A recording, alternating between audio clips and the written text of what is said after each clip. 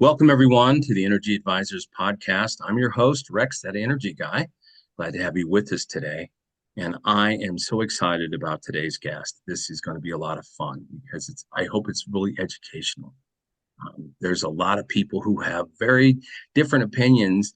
And I think if they dig in and really look at the research, it will probably change their minds. And I've actually recommended this person quite a bit. So today on the show, we've got Judith Curry, and she's one of the foremost client scientists on the planet. And it's really an interesting world out there because there's a lot of controversy, misunderstanding.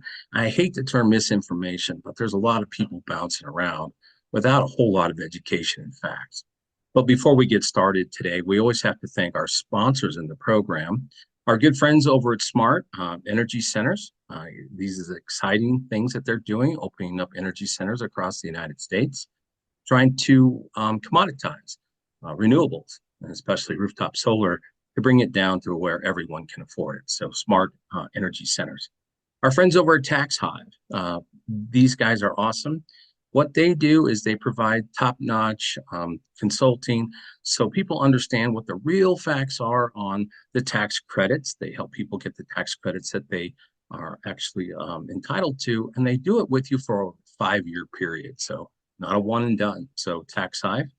And then our friends over at Go Green Community Initiative, exciting work that they're doing to help bring education to consumers so they can understand what's possible today to do with renewable technologies and what are strategies. So as we go through this energy transition, that people are informed, have baseline information, and actually can have their own energy plan moving forward. All right. With no further ado, Judith, welcome to the program. I am so excited to have you on here.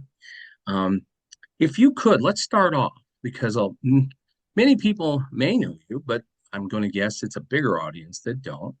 So let's start off with some background on Judith. Now, we don't have to go back to, well, I started in elementary school, but tell us about yourself and give us a little profile so people can understand about your upbringing, your education, and kind of where things have led in your path to where things are today. And I know that's a lot.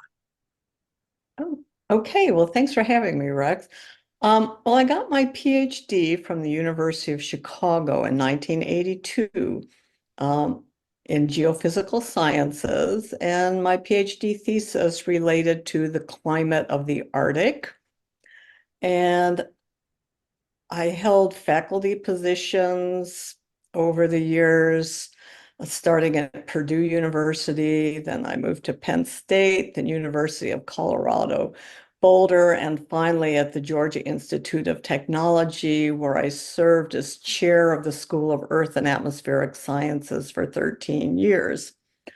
My research has covered a range of topics related to climate science and extreme weather over the decades. I stayed out of the public debate on climate change, as much as I could. I regarded it as politics, and I felt that sane scientists, would best leave all that, to the politicians. All that changed in 2005. And this, if you recall, Hurricane Katrina in 2005, Right. which devastated New Orleans. Well, I and my colleagues had published a paper that appeared in Science magazine 2 weeks after Katrina, and it related to an increase in the proportion of Category 4 and 5 hurricanes since 1970. And our main message was that as we rebuild New Orleans, we should not just think about Category 3, but we should maybe be thinking about Category 4 and 5 also. But the media jumped on this, and the environmental advocacy groups jumped on this. For the first time, if warming was going to make hurricanes more intense, now all of a sudden we had a rationale for people caring about 1 or 2 degrees more of warming. Right. And so the insanity that followed, I mean, was crazy. Our 15 minutes turned into weeks and months, and we had, this was in the old days, when we had TV stations sending their big camera crews into my office at Georgia Tech, and there were, maybe 5 of these a week, for a long time, and just crazy. And I um, began to step back and say, well, what's going on here? And it was, and I wrote a paper about mixing science and politics in the media and how this was like a very toxic brew. It was like, Right. it was distracting scientists from doing what they need to do, and it was misleading the public. And so I started speaking out about that. And um, also about in 2006, I started experimenting in the climate blogosphere. I thought Okay. this was a very, interesting new way of communicating with the public. And I landed on one of the skeptics blogs. This is Climate Audit, if any of you are familiar. I mean, at Right. this time, and this was like 2006, 2007. At this time, I thought it was the responsible thing to support the IPCC consensus, Right. so going along with with the majority narrative. But I started engaging at the skeptics blogs because I thought, they were asking really good questions, and I started writing some guest posts, and and the alarmists were cheering me on, Judy Curry's giving them hell over at Climate Audit, and they thought that was, just great. But I was really, enjoying the dialogue. It was challenging me. It was teaching me how to better communicate, to non-specialist audiences. And so, I continue that. And then what really sort of changed my life was November of 2009. And this was the so-called Climate Gate episode. This was the unauthorized release or the hacking of emails from the University of East Anglia Climate Research Unit, which included emails from a lot of the IPCC lead authors. Right. And I was absolutely appalled by this behavior that I thought was very unprofessional and unethical, that was revealed by these scientists who are, frankly, trying to rig the game. The peer review process, the IPCC process, all of this, and they were trying to sabotage anyone who disagreed, get them fired as editors, even trying to get them fired from their university positions. And I thought, Wow. whoa, I mean, this is bad news. So I started speaking out publicly. And my main message was that we need to make our data publicly available, and we need to be transparent about our methods. All of this started because some people wouldn't make their data available to the so-called skeptical blogs. And I said, we need to be honest about uncertainty and the confidence that we can have in our conclusions. And finally, we need to treat people with respect. People that disagree with us, listen to their arguments and engage with them respectfully. Now, I thought all that was motherhood and apple pie kind of stuff, but the Right. establishment turned on me like you cannot believe. Okay, suddenly it drew a lot of media attention to me, which I don't particularly appreciate, but I felt I had a responsibility to speak out in support of the integrity of the scientific process, which I felt was being thwarted by these bullies and political activists who were operating under the title of scientists. So I kept speaking out, and the establishment didn't know what to make of me. And finally in 2013 they figured it out. Oh, we'll just call her a denier. Okay. Oh, okay. Love that term, huh? Denier. Okay, we'll lump her in with all the cranks, and the oil company zealots, and then we don't need to pay attention to her anymore. Okay, well, this was picked up, by all the the advocates, the media, and everything. Whenever they were talking about well-known climate denier Judith Curry, whenever Uh, anybody was talking about me. And this was even responsible media outlets. It just took off like wildfire. Let's just call Judith Curry, a climate denier. And, some people like Michael Mann got more creative, like serial climate disinformer. And I can't remember all of the fun labels that he came up with for me. But, and, I was, my science, has remained. I continued to publish and get government grants and be on prestigious national panels, throughout this period. So the people who, really knew, still continue to have high regard for me. But if you Googled my name and just Googled Judith Curry back in 2013, 2014, the whole, first 10 entries were Judith Curry climate denier, Judith Oh Curry my serial goodness. informer. And it essentially made me unemployable anywhere. And the turning point for my career at Georgia Tech was Michael Mann had written a Huffington Post op-ed. I think this was 2014, maybe, Hmm. and called me serial climate disinformer. Well, Georgia Tech has a news feed, a daily news feed whenever someone from Georgia Tech is mentioned, and featured prominently on this Right. was Judith Curry, serial climate disinformer. You're right on the front page. And this goes to all, not just my faculty and the students in my department, but to the deans and the higher administrators, the regents, the donors, the alumni. This goes out to everybody, and I Wow. said, wow, this is like really bad for Georgia Tech. And at that point, that's when I Googled my name. And that's all I found was, Judith Curry, climate denier.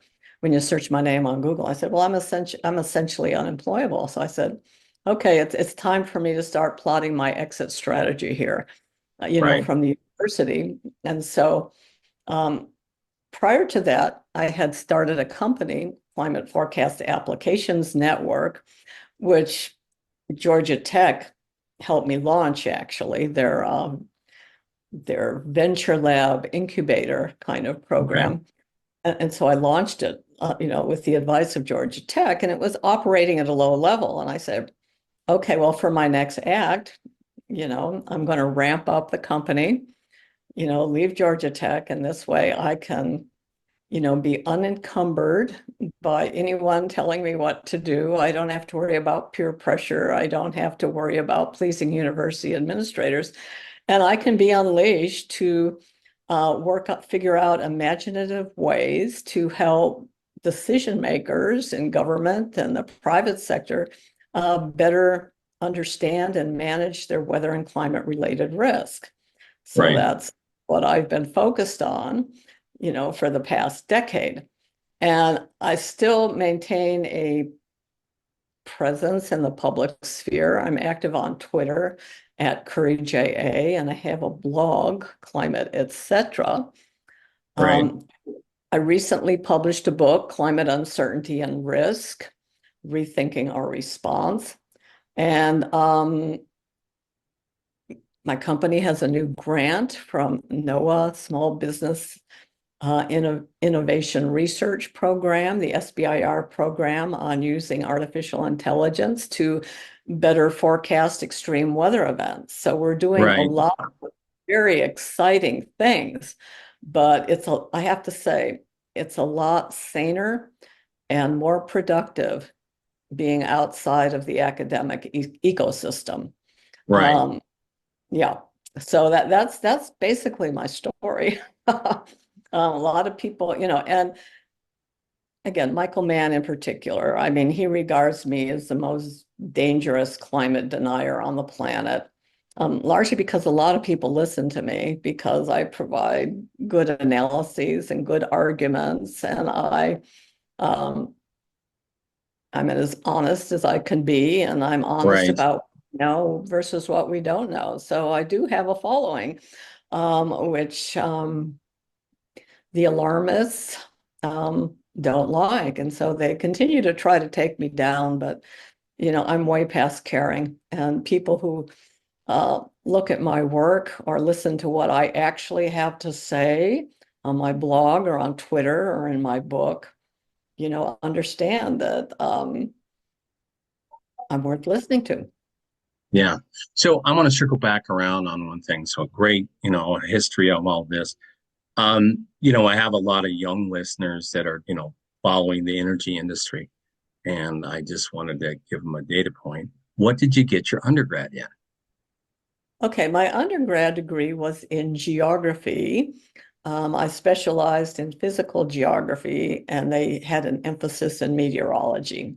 So I come with sort of a broad geography perspective, but then I minored in physics and chemistry and things like that. So Okay. that's what my undergrad. So it was a broad undergraduate education that has served me well. Nice. We have that in common. We met and had lunch one day, and I actually have my degree in urban and regional planning and geography, but I specialize in urban and regional planning. Never did anything with it, but I could probably design you a city in reasonable formation, but a lot of that technology has probably changed. So I want to go back to some specifics, okay? And we're going to get to your book because your book is amazing. I recommend it to anybody is in the energy industry because it helps clear a lot of things. And I make a very bold statement. And I say, I don't care what end of the spectrum you are on, whether you are someone who is deep into believing into what the current, I guess, headline reader, it's almost a religion. I mean, it's one extreme. And then the complete deniers. And I'll tell anybody, listen, if you read this book, it will change your mind and you will not have the same perspective because you come at it at such a practical approach backed by data. So anyway, I want to go to this particular topic because I think a lot of people don't understand the difference. When the statement is made out in the media, which drives us all crazy, about consensus, right? Well, I look at it this way. At one point in time, the consensus was that the world was flat, right? Well, consensus changed. So we hear this thrown around in the media all the time, this 97%, consensus that thinks that there's climate change. So let's dig into that a little bit. I mean, what's that really all about? Okay, first, there's an important clarification that needs to be made. There's an important distinction between a scientific consensus versus a consensus of scientists. Okay, Very good. there's a scientific consensus, the Earth orbits the sun, or nitrogen is a heavier molecule than hydrogen. I mean, these are facts. Nobody disagrees with that. Okay, but when you're talking about a consensus of scientists, and you're even using the word consensus, it means there's disagreement and that there's been some motivation, maybe from a government agency or whatever, to manufacture a consensus on a topic where there's disagreement and uncertainty. Okay, and so that can certainly be a challenge, especially when there's politics involved and there's rewards, Right. financial rewards, career rewards for, lining up, in a certain way. So I mean, the consensus surround, I mean, there's not that much, even the so-called consensus, there's very little in the way of facts, Right. scientific consensus. Yes, global temperature is increasing. Yes, carbon dioxide has an infrared emission spectra. And yes, all other things being equal, more carbon dioxide in the atmosphere will increase the surface temperature of the planet. But there's disagreement and uncertainty about the most consequential things. How much Right. of the recent warming has been natural Right. versus CO2 driven?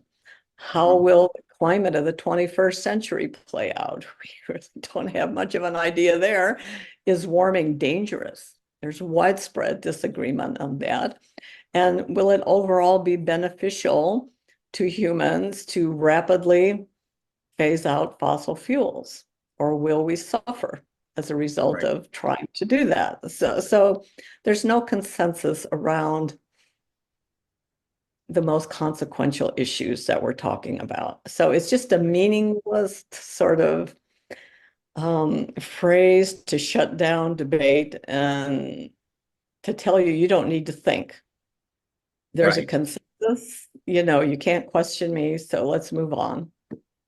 I like to joke with friends, I think there's a consensus of the lack of critical thinking because so many people their attention spans are so short. We're hyper connected to things. And if they can't get what they think is the information in 30 seconds, they're gone. And oftentimes it's less.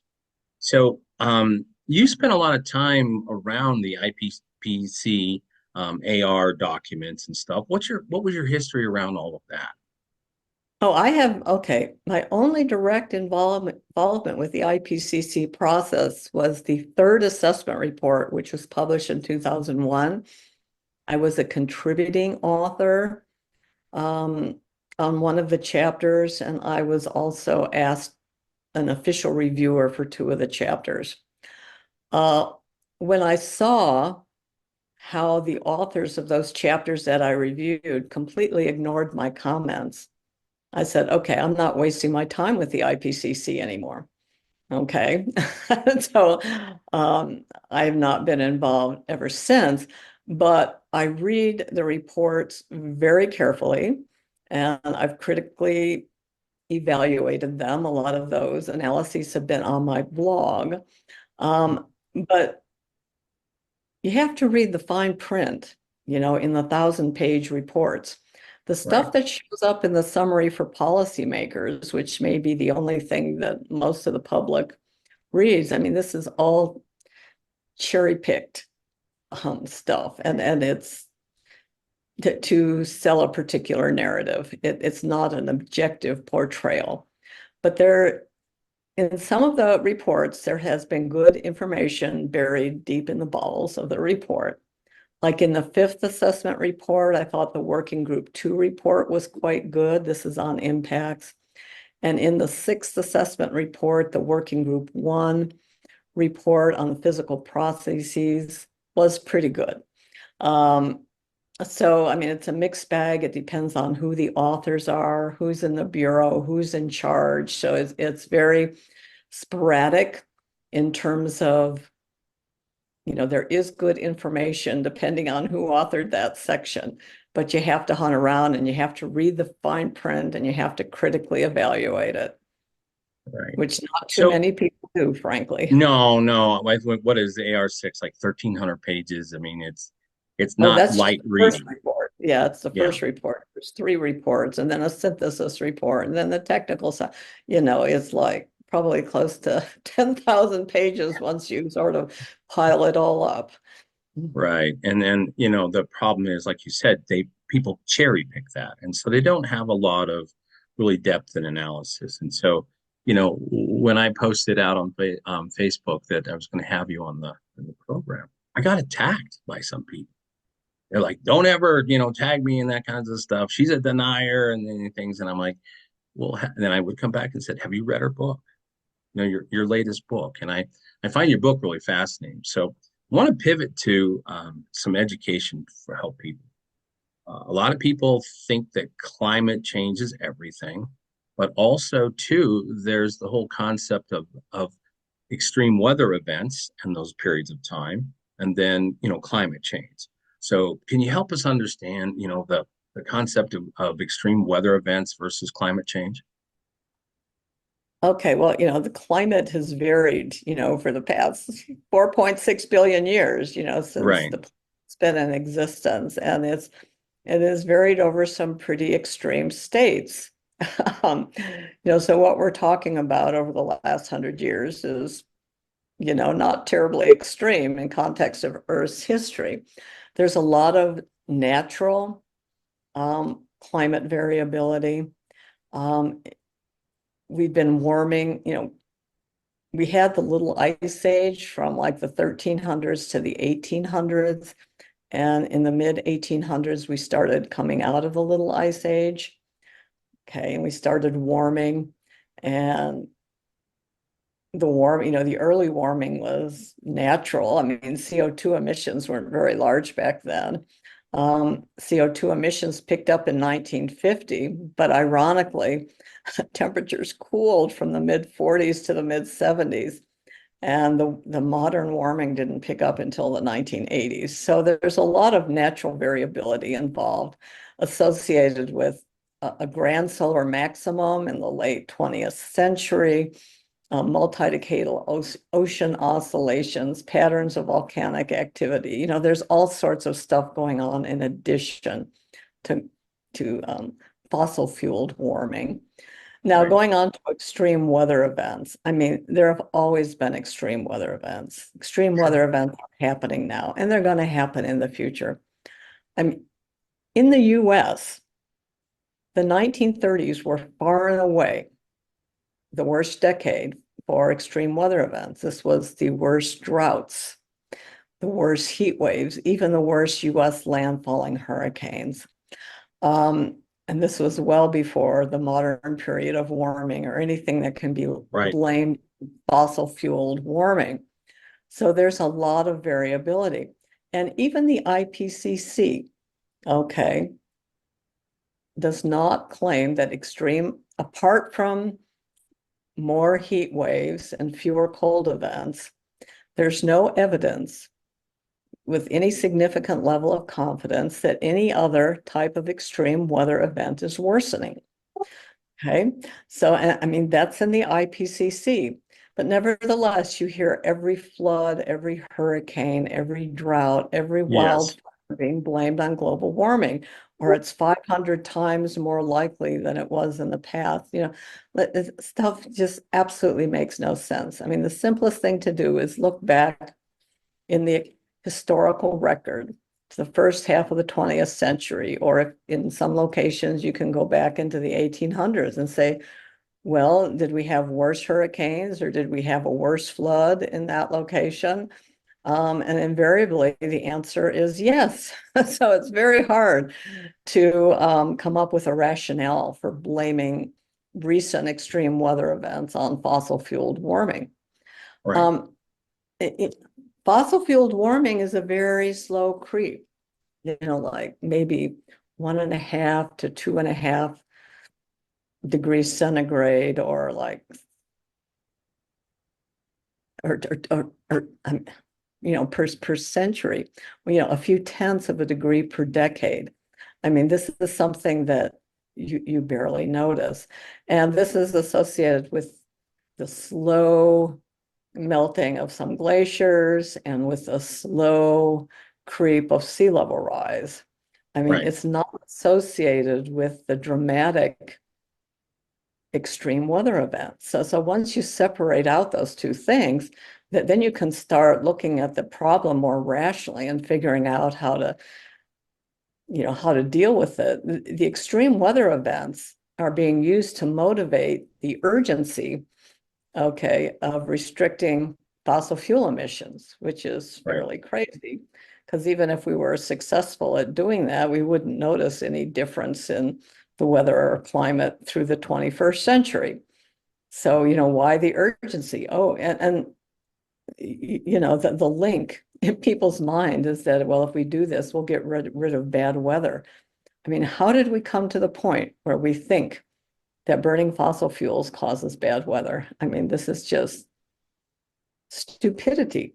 And people buy this. And it's been a very effective sort of argument for Right. scaring people and, you know, promoting the urgency of this issue, but it's just basically a fairy tale. So I want to talk about that a little bit because in the grant system, which you were deep into for a lot of your career, probably not a lot of grants are given out if you say things are okay or these are the the comments. So is that kind of in that industry? Is that kind of a situation where Oh, okay. money is funneled based on politics and also who's funding that?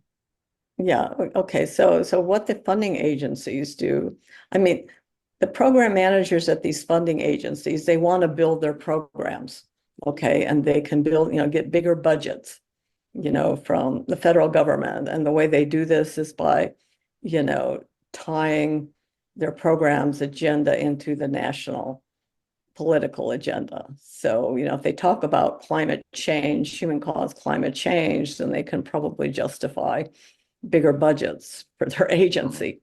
Okay, and so then they issue announcements for proposals that, relate to regional impacts of global warming and, how to better manage water resources in a warming climate. And all of this like presupposes, human caused warming is causing problems.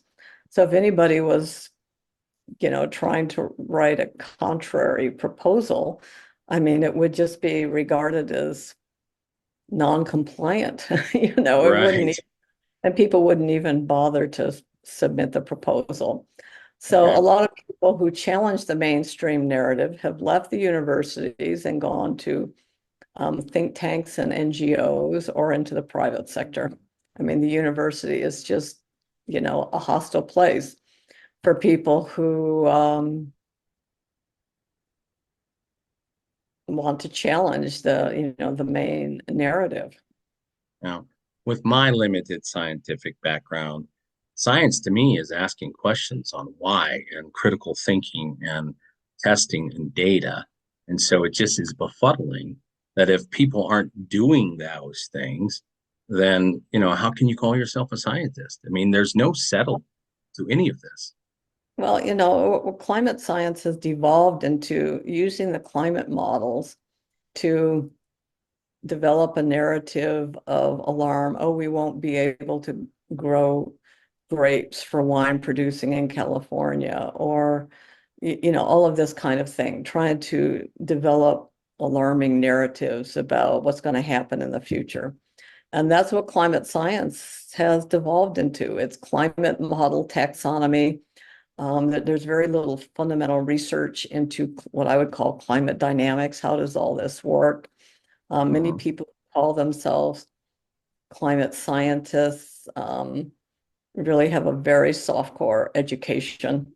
Um, they know how to recite IPCC talking points. They may have some background in ecology or economics or something like that, but not the hardcore physics-based understanding of how the climate system works.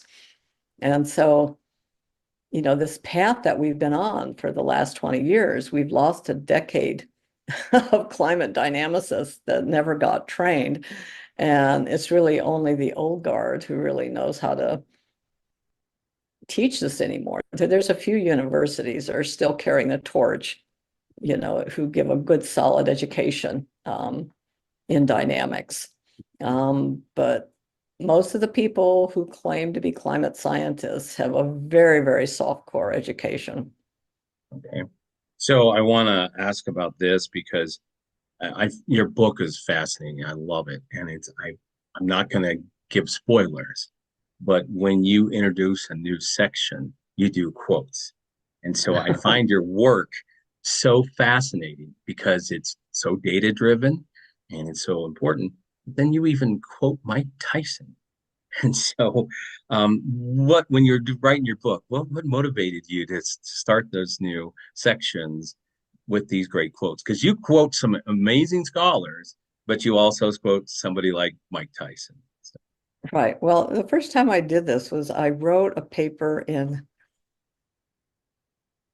2010 or 2011. This was following ClimateGate. It was called Climate Science and the Uncertainty Monster. It was sort of a philosophy of science piece, and I started each subsection, with a quote, and they were more from philosophers and famous physicists.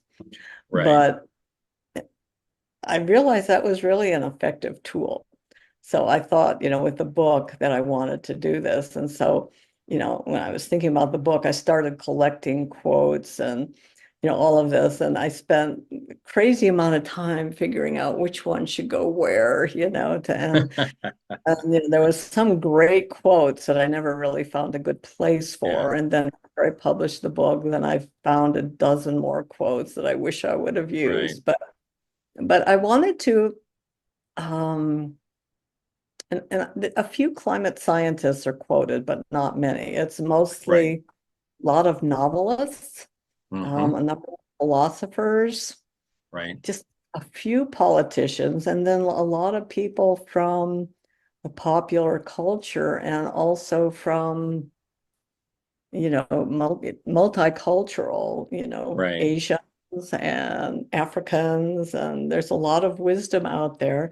And there's one from Mae West. Yes. There's a lot Yes, of, that's awesome. yeah, that there's a lot of wisdom out there.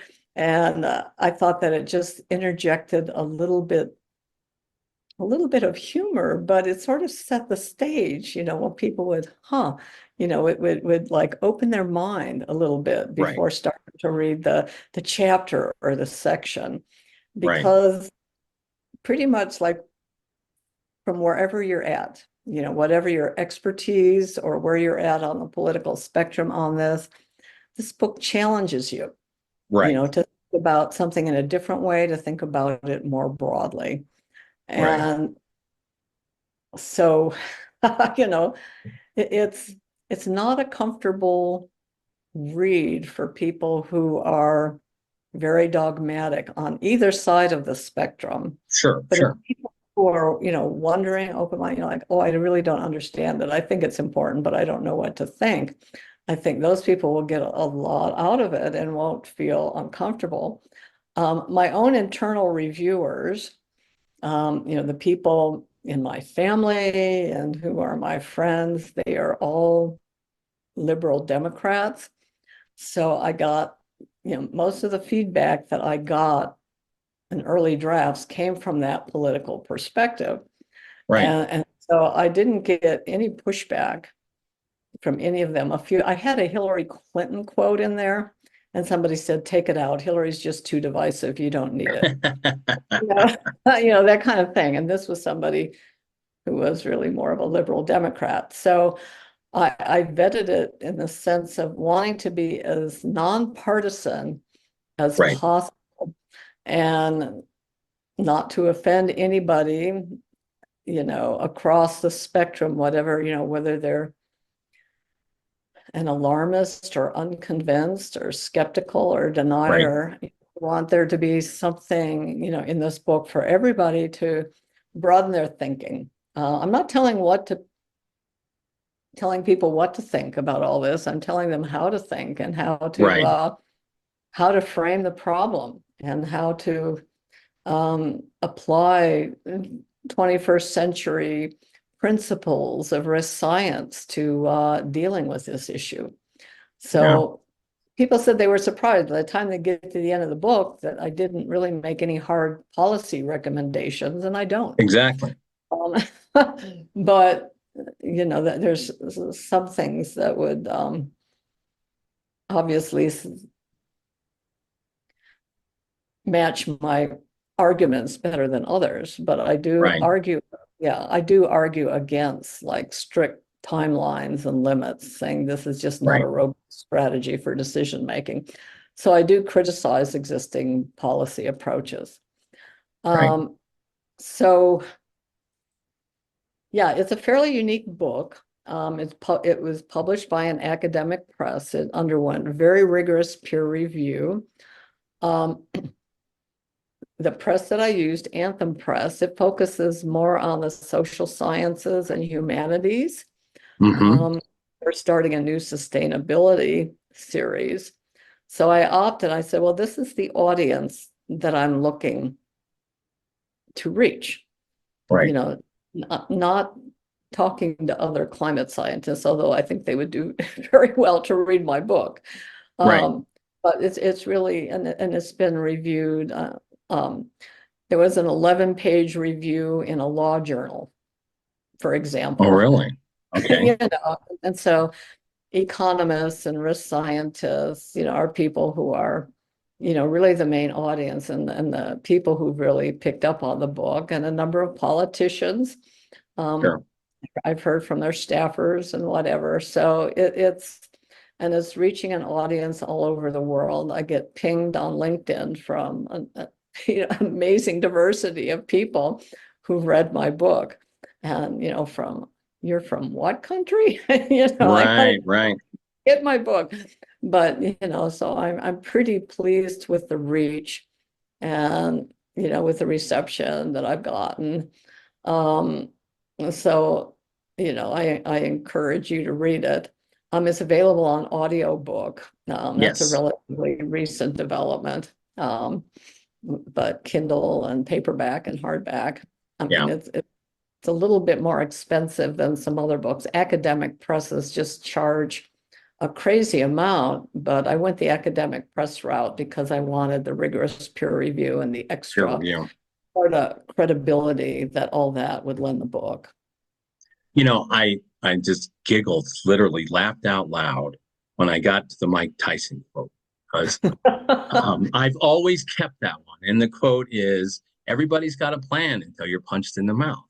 And I've used that in business. I've used that with my kids.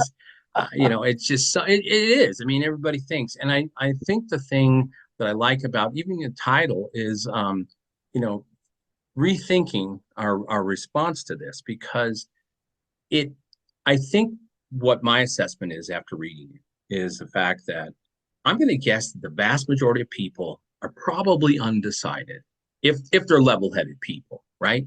Now, the extremists on both sides, but I think most people are like, well, I don't know, right? And what I found refreshing about your book, you didn't take any political sides. You have a liberal background, you have solar on your house, and you agree that there is actually climate change, but it's just a fresh approach to look at the topic. And again, you could have called the book critical thinking about climate because it really helps you uncover some of those things. So I'm a data guy, numbers in business and blah blah blah, and it's part of my undergrad stuff. And so let's talk a little bit about the data capture, what people are referring to back in the mid 1850s, because there's some flaws in that. There were some issues of what people were measuring, whether it was land based, whether it was ocean currents. So let's talk about that because people say, oh, the data will permit this and there's models that work. Well, there's probably some critical thinking about that data. Okay, a lot of it is like, but there are some records, um, in the news, like a huge, big, enormous flood, it's going to make the newspaper. So, Sure. and hurricanes, there's pretty good records. There are some missed events. But if it's a real extreme event, it was noticed by somebody. Right. Okay. Um, and that there's also paleoclimate, sedimentary analyses and things like that, local analyses that you can use to infer various things. But if you're trying to develop a global temperature record back to 1850, no, that's fraught with, very incomplete observation. But if you're trying to understand the exceptional flooding in California in the winter of 1861 to 1862, well, there's a lot of personal reports, and subsequently there were, you know, sediment coring to analyze the extent and the periodicity of the flooding. So, I mean, we do have information going back. We have a lot of, the issue is when you're trying to do something with global records, Right. because like the global temperature records, even in the 1970s, we didn't have good temperature measurements in the Pacific Ocean or the Southern Hemisphere oceans, and Right. that's not all that far back. No. Um, so the data is very incomplete. But pretending that we only need to look at data since 1970 because that's when we have really good satellite data. No, because a lot of really important events and extreme things and trends and the Greenland ice sheets and all of these things, a lot of very crazy stuff was going on in the early 1900s and the 1800s that we need to pay attention to as we try to put into context what's going on now. It's funny.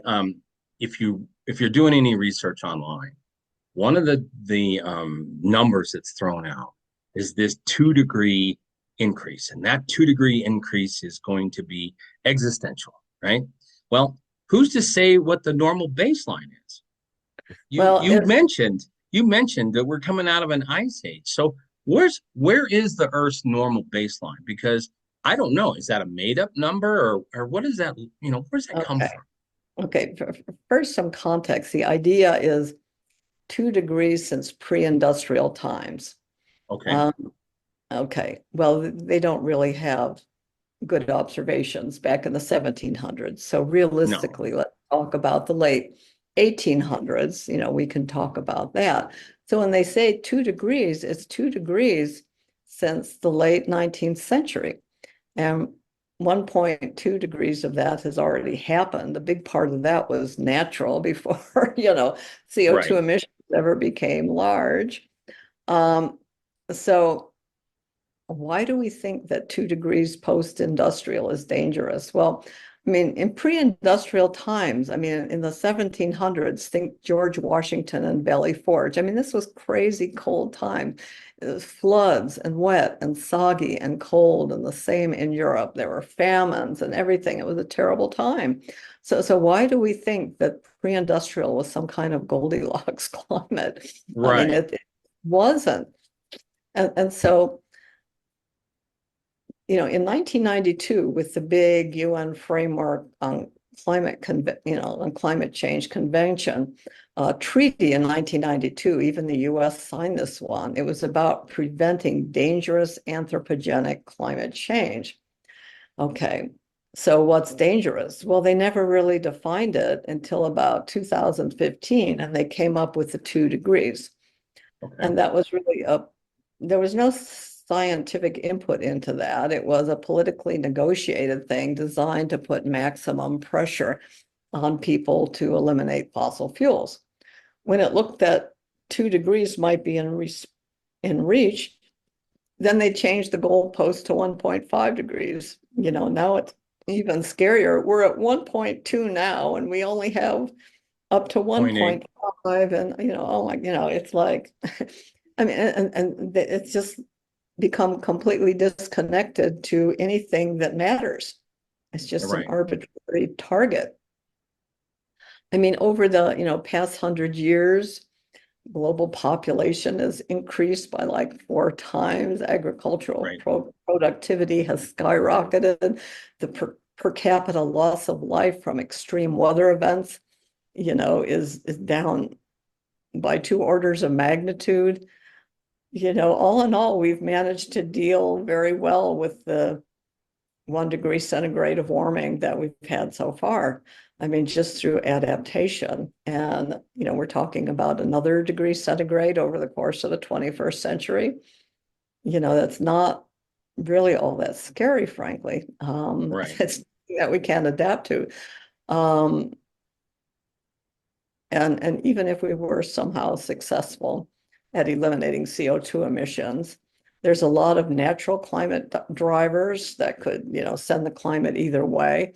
And there's also Right. a lot of inertia in the climate system, particularly the oceans and the ice sheets. So the warming that's already occurred is, really baked in, for a century or two in terms of sea level rise and ice sheet dynamics. So um, I'm all in favor of a 21st century energy transition, but thinking that we urgently need to eliminate fossil fuels so we can get rid of bad weather, I mean, that's just ridiculous. And the urgency, associated with the climate timelines is causing us to make some bad decisions regarding our 21st century energy infrastructure. Right. So I want to talk about that for a minute. We live in very short time span. I mean, fractions of a second based on comparison to global time, Earth time. And so I think one of the things that's somewhat of a fallacy is the fact that we have, 50 years, 75 years worth of sort of accurate data. And now that is just the accurate. Well, what would do we even have any idea what a reasonable amount of time of data would take? Is it 1,000 years? Is it 5,000? Is it 10,000? I mean, to me, being a data person, 70 years versus 4.5 billion, It doesn't Well, we even have equate. okay, we don't have enough data. The data that we do have is inadequate. And the challenge is to figure out how to make meaningful inferences, Right. um, in the presence of those deficiencies. And you have to bring physical understanding into play, and you have to acknowledge uncertainty. Um, so it's thinking that data by itself can be used to tell us how the 21st century climate is going to play out. Well, that's a fairy tale also. So Right. it's inherently and fundamentally uncertain. We don't know So, how it will play out. For example, in the early 1800s, there were three explosive volcanic eruptions, including Tambora. This was the year without a summer. And this fundamentally changed the trajectory, of the climate for 50 years. If that were to happen in the 21st century, I mean, you could just throw all our climate model simulations out the window because it out the would be window. a completely different narrative. So, Right. I mean, we don't know how the climate of the 21st century is going to play out. And we need to acknowledge that, abandon the idea that we can control the climate, and then start thinking about robust policy options that, make sense under whatever scenario, however the climate of the 21st century plays out. Yeah, and it frustrates me, I try to be as middle down the middle of the road as possible, but you see, and we can talk about this now, the policy and politics of this, because you have people who have no background, no Mhm. academic background, they have no real world experience in this, driving policy. And it's based on a lot of well, I hate the word misinformation, but they don't have data, they don't have perspective. And so how much does politics play in our policy? Because there's a lot of money at play. I mean, if you look at the hundreds of billions of dollars that have been spent with the Inflation Reduction Act and just all these infrastructure bills, the policy to me sounds like that might be the thing that needs to change. Well, it's all politics, and it has been since the late 1980s. It's just been all politics. It's been the big driver behind all this. So it's politically driven science, which has been for, right from the inception of all this. And it's a bad thing for science, it's a bad thing for policy. But all sorts of agendas at play. Right. There's different worldviews, there's careerism, there's, you know, all sorts of different agendas in play that have been reinforced by this whole narrative.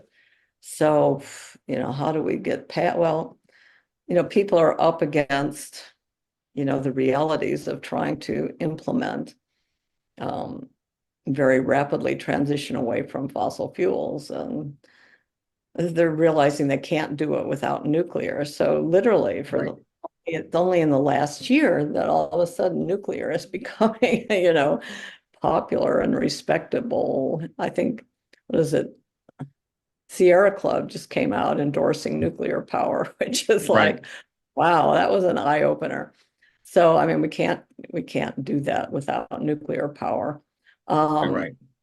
and the ideas of big, large scale wind farms and solar farms and offshore winds and with transcontinental transmission lines, apart from the technical challenges and the economic issues, there's really a land use issue because people, don't want that.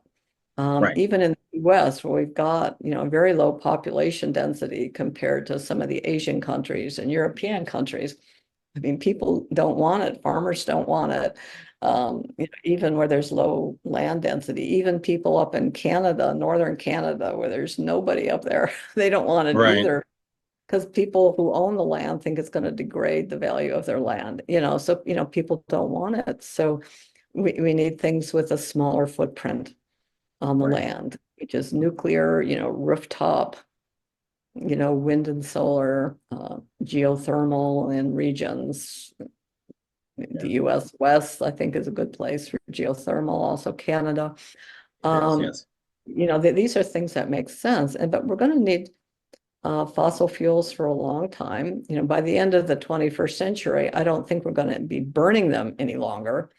I Correct. mean, they have too many other applications Yeah. to use. But if I think there would naturally be a transition away from fossil fuels over the course of the 21st century, but this is being perverted by the climate agenda and the urgency of transitioning uh, to wind and solar farms, which I don't think are a good solution um, for a whole host of reasons.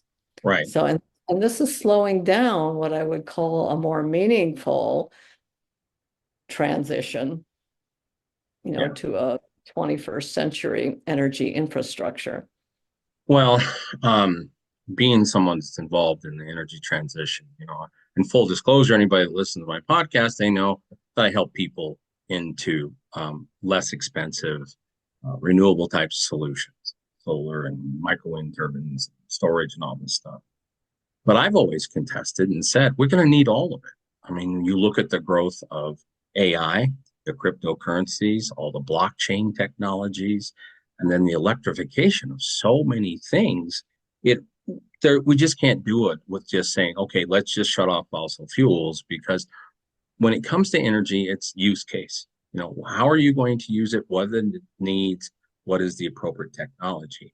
And I know in your book, which is I just basically died over, is just what you talk about as far as the technologies. So share a little bit of your perspective on the technologies, because in my opinion, it's one of the only ways we're going to solve a lot of these problems on a global basis.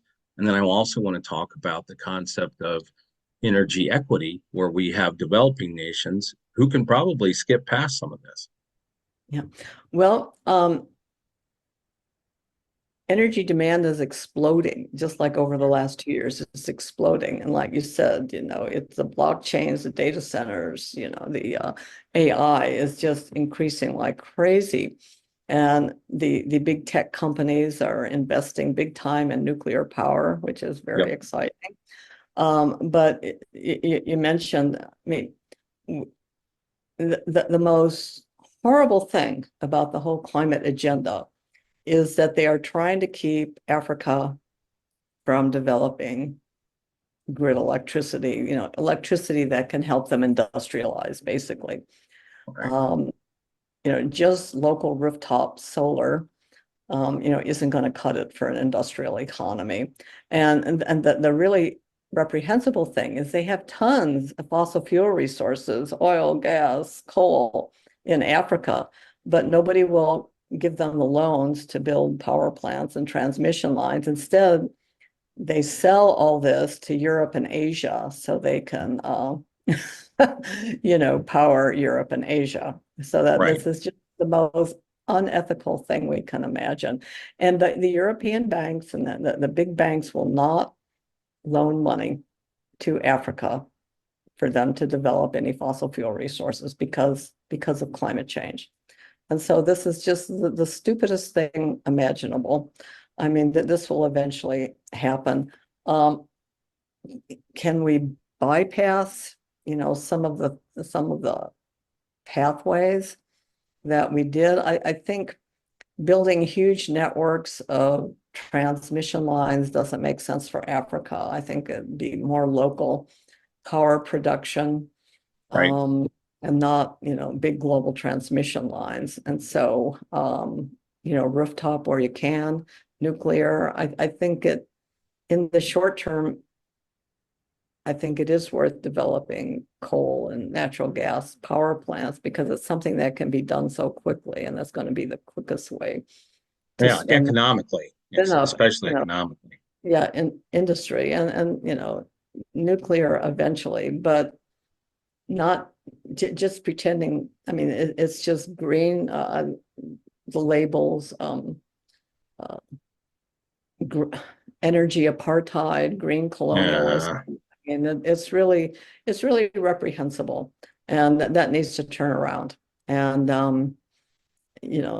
there's a number of paths, and And one of the things is that, I mean, Africa is absolutely huge, and in different regions and different countries will take different approaches. And this is why I think it's useful to have these learning curves and different countries acting as labs to see, what can work in what location and what can be spun up quickly and things like that. So that there's a learning curve to figuring out how we should approach electrifying Africa in efficient ways, in ways that are hopefully cleaner than the path that Right.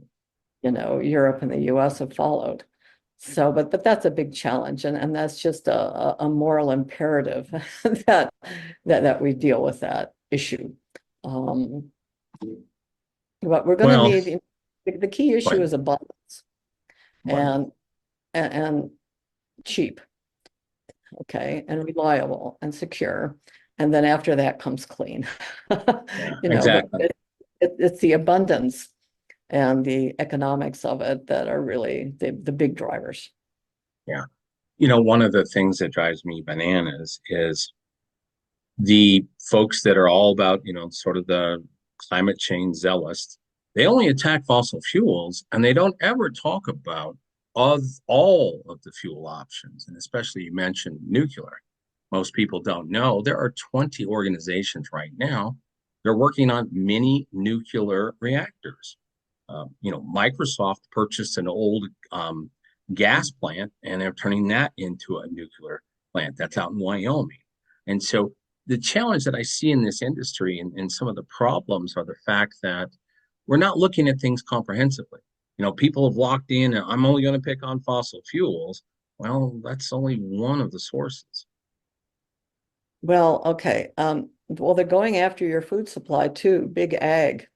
I mean, they're going after agriculture is really bad in Europe, where they're restricting fertilizer, having to cull their livestock herds because of cow farts and methane and stuff like that.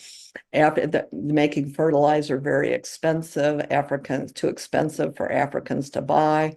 And so they're going after the food supply also in the name of trying to minimize emissions that are causing global warming.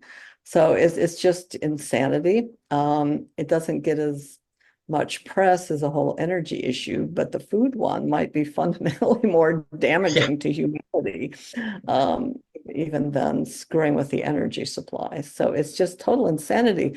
But this is all tied to a worldview that we have too many, that the planet is fragile. It's a neo-Malthusian worldview. The planet is fragile. We have too many people. Capitalism is bad. We need to go back to more natural approaches, and wind and solar is good. Everything else is bad. They don't even like hydropower. And the people who hate fossil fuels, they hate nuclear even worse. Yeah. So these aren't, this isn't about the planet or about people. It's about really a sick worldview, frankly, that's No. anti-human and anti-planet. So I don't get the point of it, but it's a very convincing philosophy to a number of people. Well, and then let's circle back around to this too. There's one area of energy that people completely ignore. Here in the United States, only 4% of the multi-use dams, or lakes that have been created with dams, have electricity capacity.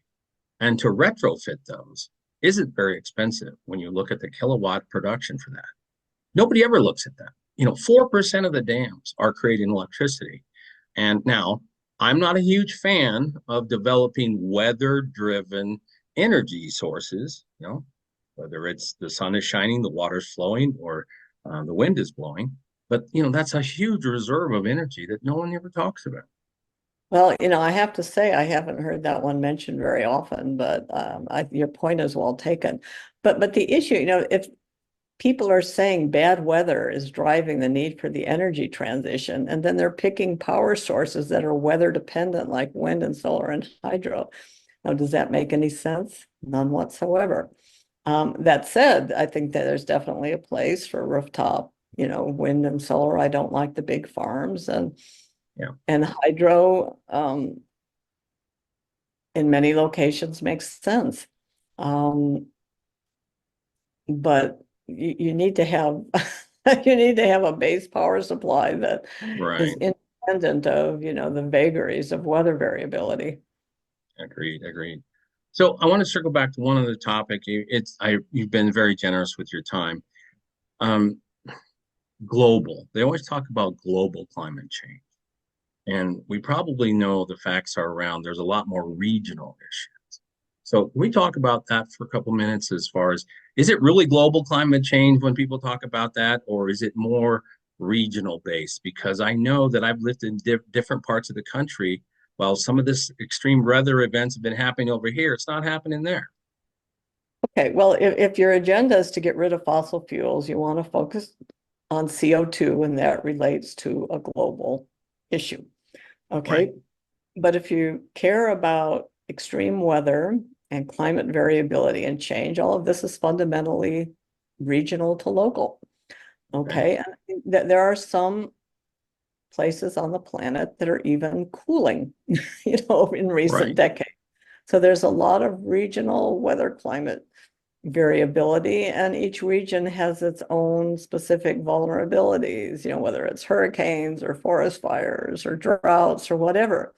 So there's, different solution space for each of these regions. They have different cultures, they have different economies, all sorts of different things that need to be factored into reducing their vulnerability to weather extremes and climate variability. So, I propose, a regional based bottom up approach to, dealing with problems in the context of extreme weather and climate variability, and, forget the global issue. I mean, this is a slow creep. right, Technology and the 21st century energy transition will, eventually take care of that. right, But we need to reduce our vulnerability to extreme weather events. I mean, the most recent example that comes to mind is the hurricanes that have struck Florida. I mean, they've hammered Florida, but every time one of them hits, they build back better. yeah, Hurricane Ian, clobbered Fort Myers Beach. It got rid of all the really weak structures, and the new structures, are built in a way where there's nothing on the lower level. It's a pass through, for the water to flow, and they've got, really strict building codes, and even, designing rooftop solar panels and whatever so they can survive, the hurricane winds and everything. So every time one of these places get hit, they just build back better. Okay, and these extreme events are making them, it's the anti-fragility principle in play here, where adversity makes you stronger. And right, so this is how, you can be more proactive in terms of doing this rather than waiting to get wiped out by, a bad weather event.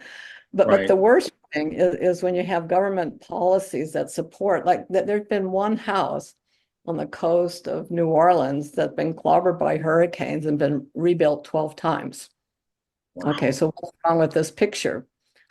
Okay, they either shouldn't be rebuilding in that location, or they need to rebuild, a lot more robustly. So, I mean, so the government gets away in the way of, with some of the support. Somewhere like Florida, people are always going to live there because it's so desirable. So they are sure, going to figure out how to engineer those buildings and that coast so they can survive hurricanes. But some of the less affluent areas, think, Louisiana and Mississippi coasts, I mean, maybe, we're just encouraging people to rebuild time after time after time, and lives get lost. I mean, this is not a sensible right, policy. no, So, I mean, so there's local economic factors in play, even in Mississippi versus Florida. And all of these right, things need to be accounted for in terms of how we manage all this. yeah. So I understand that this may be a poor analogy and it's not meant to be political, but you probably have been like the Donald Trump of climate because you're always under attack, right? I mean, kind of thing. I understand that it's kind of your policy that you have a standing challenge if somebody wants to come and debate you.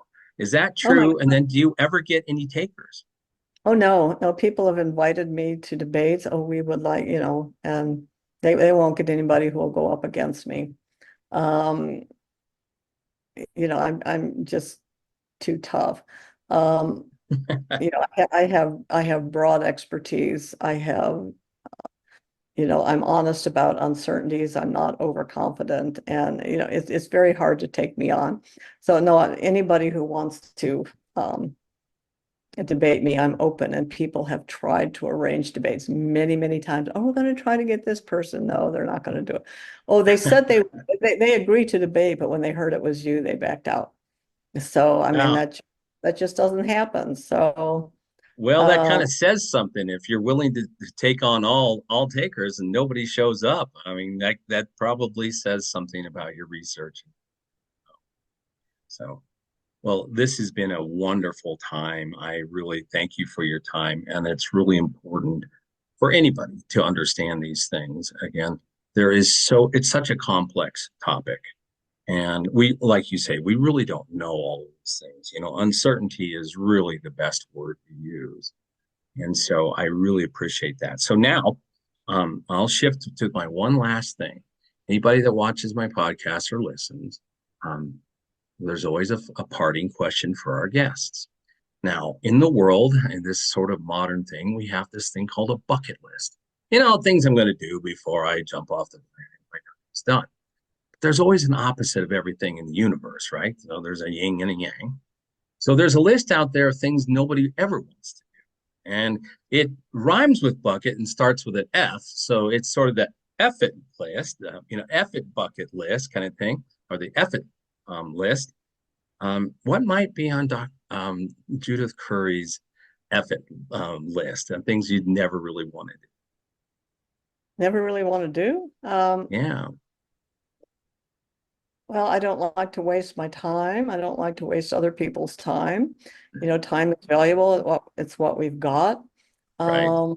So I find I don't travel that much anymore. I live in Zoom world quite a bit, No, and I try to do things that I find interesting, and I put them out there for other people to react.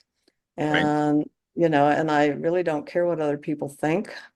I mean, I look at it from a Yeah, sociological point of view. I try to keep up to date on the pathology of the public debate and scientist right. behavior and things like that. But no, I just try to maintain my equilibrium and keep myself interested and engaged. And I find this whole situation fascinating, albeit pathological. And I do my best to understand it Yeah, and try to help people think more broadly about the issue. And, okay. yeah, so do I I have an bucket list? Not really. I don't have a Not bucket really. list either. Yeah, so I mean that's sort of my mindset and what makes me tick. Well, I'm going to pull an oopsie because sometimes, I mean, that was supposed to be my last question. However, I'd like to circle back on one last topic. We've talked a lot about your book, and how to get it and all those good things. But can you tell me about your business now, what you're doing and that? And again, I apologize for leaving this out, but I think this is important because you do a lot of real world things today. So can you tell us a little bit about your company and what you're up to with this instead of putting a challenge out and nobody wants to debate you. So what are you doing from, 40 hours a week or probably more than that today? Okay. Well, my company is Climate Forecast Applications Network, and we're a weather and climate services company. And the weather part of this focuses on extreme weather events.